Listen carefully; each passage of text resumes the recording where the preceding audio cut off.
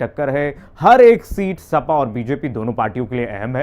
तो वोटिंग से पहले चलिए जानते हैं इन 9 सीटों का सियासी और जाति समीकरण आखिरकार क्या है। बटेंगे तो कटेंगे।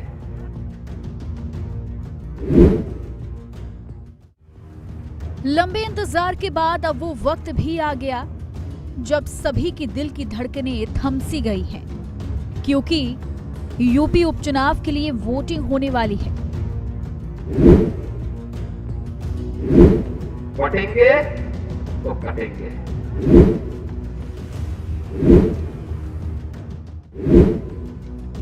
बिगुल बज गया है, मैदान तैयार है। सभी पार्टियों ने अपनी पूरी ताकत लगा दी है और उपचुनाव के लिए यूपी की 9 सीटों करहल, कटेहरी, गाजियाबाद, खैर, मझवा, कुंदरकी, सीसामऊ, मीरापुर और फूलपुर पर वोटिंग बस होने ही वाली है। इसी के साथ उत्तर प्रदेश आजादी के बाद सबसे कठिन उपचुनावों का गवाह बनने जा रहा है।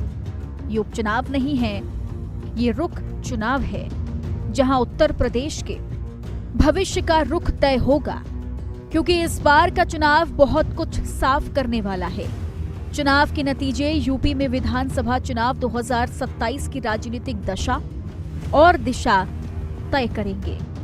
यही वजह है कि सपा मुखिया अखिलेश यादव और सीएम योगी आदित्यनाथ ने यूपी उपचुनाव को जीतने के लिए कोई कसर नहीं छोड़ी है। दोनों पार्टी के नेताओं ने जमकर प्रचार प्रसार किया है। रैली मीटर पर नजर डालें तो सीएम योगी ने अखिलेश यादव से ज्यादा रैलियां की हैं। किसने कितनी रैलियां की? सीएम योगी आदित्यनाथ ने 5 दिनों में 13 रैलियां और 2 रोड शो कर माहौल बनाया, तो वहीं अखिलेश यादव ने 13 जनसभाएं और 1 रोड शो किया। उपचुनाव की 9 सीटों पर 90 प्रत्याशियों के बीच मुकाबला है। सीधी टक्कर बीजेपी और सपा के बीच देखने को मिल रही है। सीएम योगी ने बटेंगे तो कटेंगे का नारा दिया, जिस पर पूरा चुनाव केंद्रित हो गया। सपा ने जवाबी हमले में एक रहेंगे तो नेक रहेंगे के पोस्टर चस्पा किए और तो और बटेंगे नारे को इतिहास का सबसे खराब नारा करार दिया। अब ये नारे कितने सफल होते हैं, ये तो वक्त ही बताएगा। बहनों और भाइयों, राष्ट्र से बढ़कर के कुछ नहीं हो सकता, कुछ नहीं हो सकता।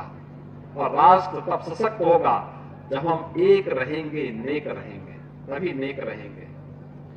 बटेंगे तो कटेंगे। भारत के राजनीतिक इतिहास में और दुनिया के लोकतांत्रिक इतिहास में इतना खराब नारा किसी पार्टी ने नहीं दिया होगा। कांग्रेस ने उपचुनाव के मैदान से दूरी बनाई हुई है, तो वहीं मायावती ने अपने प्रत्याशी उतारकर अपने को इस चुनावी मैदान से दूर कर लिया है। सभी 9 सीटों पर बीजेपी, सपा और बसपा के प्रत्याशी अपनी अपनी किस्मत आजमाएंगे। करहल से बीजेपी के अनुजेश यादव, सपा के तेज प्रताप यादव, बसपा से अवनीश कुमार शाक्य, कटेहरी बीजेपी से धर्मराज निषाद, समाजवादी पार्टी से शोभावती वर्मा, बसपा से डॉक्टर अमित वर्मा, गाजियाबाद बीजेपी से संजीव शर्मा, सपा से सिंहराज जाटव और बसपा से परमानंद गर्ग, खैर बीजेपी से सुरेंद्र दिलेर, सपा से चारू कैन, बसपा से डॉक्टर पहल सिंह, मझवा बीजेपी से सुचिस्मिता मौर्य, सपा से ज्योति बिंद, बसपा से दीपक तिवारी, कुंदरकी बीजेपी से रामवीर सिंह ठाकुर, सपा से हाजी रिजवान ठाकुर, बसपा से रफतुल्ला उर्फ नेता छिद्दा, सीसामऊ बीजेपी से सुरेश अवस्थी, सपा से नसीम सोलंकी, बसपा से वीरेंद्र कुमार शुक्ला, मीरापुर बीजेपी से मिथिलेश पाल, सपा से सुंबुल राणा, बसपा से शाह नसर, फूलपुर बीजेपी से दीपक पटेल, सपा से मुस्तफा सिद्दीकी, बसपा से जितेंद्र कुमार सिंह। फिलहाल सियासी माहौल गर्म है, सभी पार्टियों में धक-धक है, लेकिन ये धक-धक 23 नवंबर को ही शांत होगी जब चुनाव के नतीजे आएंगे। ब्यूरो रिपोर्ट, हिंदी खबर।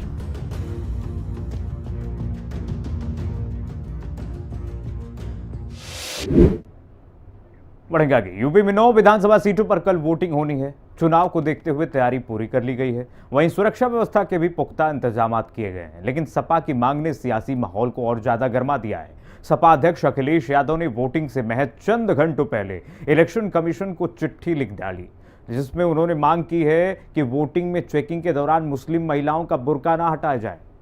इस मांग के बाद सियासी गलियारों में सियासी संग्राम शुरू हो गया है। रिपोर्ट देखिए जरा।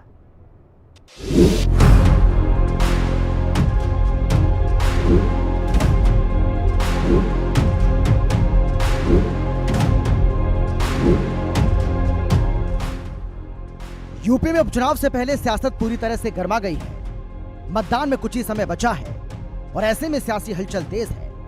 ऐसा इसलिए कह रहे हैं क्योंकि सपा अध्यक्ष अखिलेश यादव ने वोटिंग से महज चंद घंटों पहले इलेक्शन कमीशन को चिट्ठी लिखी और लिखा कि मुस्लिम महिला वोटरों की पुलिस चेकिंग पर रोक होनी चाहिए, क्योंकि वो चेकिंग से डर जाती हैं। इसके अलावा उन्होंने चिट्ठी में क्या कुछ खास लिखा, जानते हैं।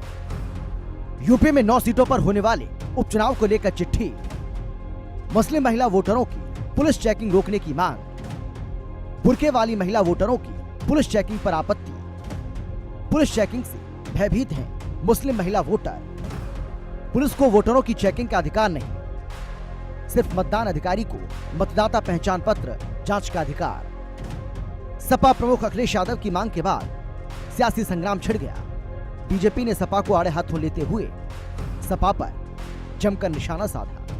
साथ ही अखिलेश की मांग पर कई सवाल भी खड़े किए। पूरी तैयारियां हैं मतदान के लिए और भारतीय जनता पार्टी 9 की 9 सीटें जीतने जा रही है। इस तरह से दिग्भ्रमित है। संवैधानिक संस्थाओं पर इस प्रकार के प्रश्नवाचक चिन्ह लगाना उनका पुराना सगल रहा है। हम सब नियम कानून से चलेंगे। जो निर्वाचन आयोग के नियम है उसी नियमों के तहत मतदान में हम लोग भागीदार हिस्सा बन। समाजवादी पार्टी के तरफ से ये आशंका भी व्यक्त की गई है कि पर्दा नसीन महिलाओं के साथ उनके मतदान में किसी तरह की रुकावट ना हो। तो पिछले बाई इलेक्शन का अनुभव है जिसके आधार पर उन्होंने कहा होगा। समाजवादी पार्टी ने इस पूरे चुनाव में सकारात्मक प्रचार किया था, जनता के मुद्दे उठाए थे और समाजवादी पार्टी को भरोसा है जनता पे, पीडीए पे, कि जनता समाजवादी पार्टी को जिताने का काम करेगी। भारतीय जनता पार्टी की सरकार, सरकारी मशीनरी, उनसे लड़ते हुए कार्यकर्ताओं ने, नेताओं ने प्रचार और प्रसार करने का काम किया। बहुत सी जगहों पे बहुत शिकायतें आई जिससे चुनाव आयोग को अवगत करा दिया गया। सपा सांसद की चिट्ठी के बाद कई सवाल भी खड़े हो रहे हैं। सवाल ये कि करेंगे मतदान पर नहीं दिखाएंगे पहचान, क्यों? वोट देने जाएंगे लेकिन चेहरा नहीं दिखाएंगे, क्यों? चुनावी मैदान में फिर पहचान छिपाओ एजेंडा क्यों? बूथ पर पहचान दिखाने से ऐतराज क्यों? सभी मतदाताओं को समान अधिकार क्यों नहीं?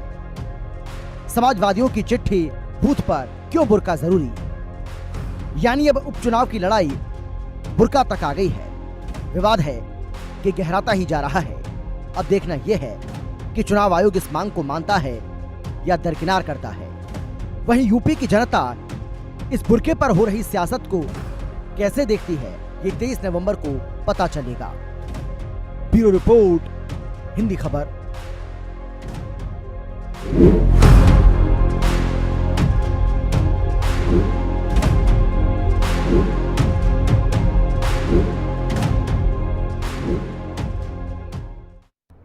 और चलिए फिलहाल के लिए बस इतना ही। खबरें लगातार जारी है, देखते रहिए हिंदी खबर।